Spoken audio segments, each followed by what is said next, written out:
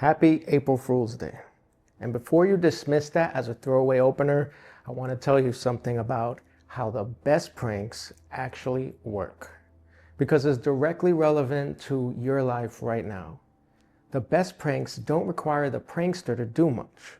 What they require is a target whose own assumptions do the heavy lifting. The prankster sets up the situation, the victim's brain fills in the rest, confidently, completely, and incorrectly. The assumption is so automatic that the person never stops to question it until the gotcha.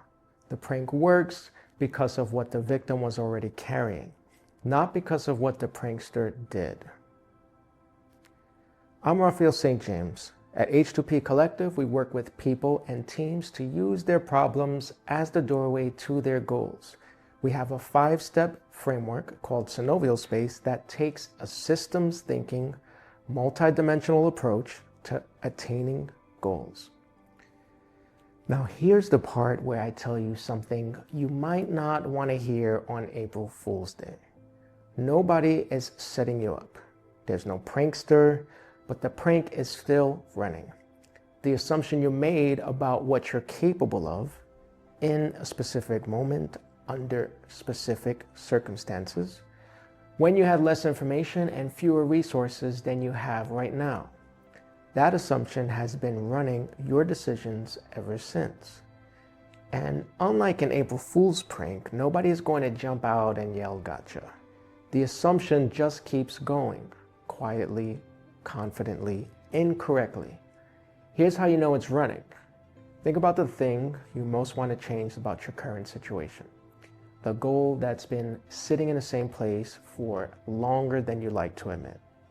Now ask yourself, when did you first conclude that this was hard or impossible or not for someone like you?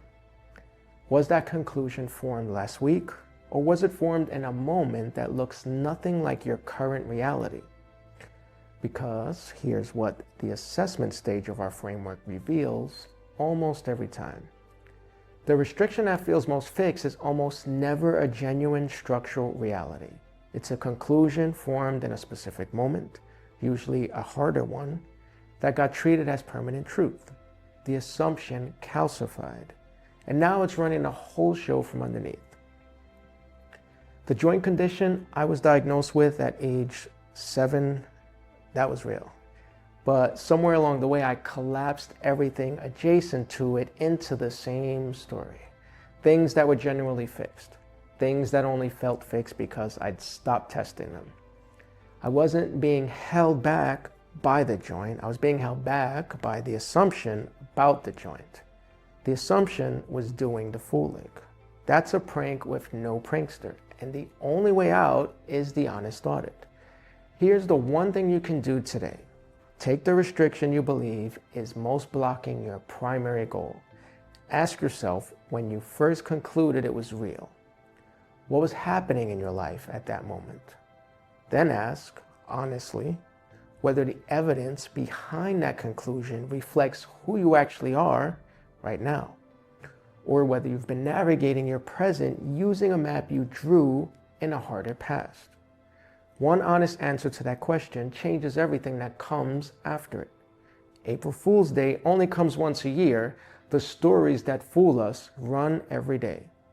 The free synovial space diagnostic at h2pcollective.com gives you an honest snapshot of where you are across all 8 dimensions of your life.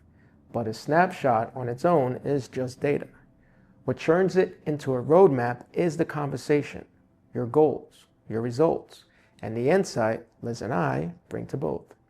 That's where you find the one change that creates movement everywhere else. Take your goal, start with the diagnostic. That's the first step.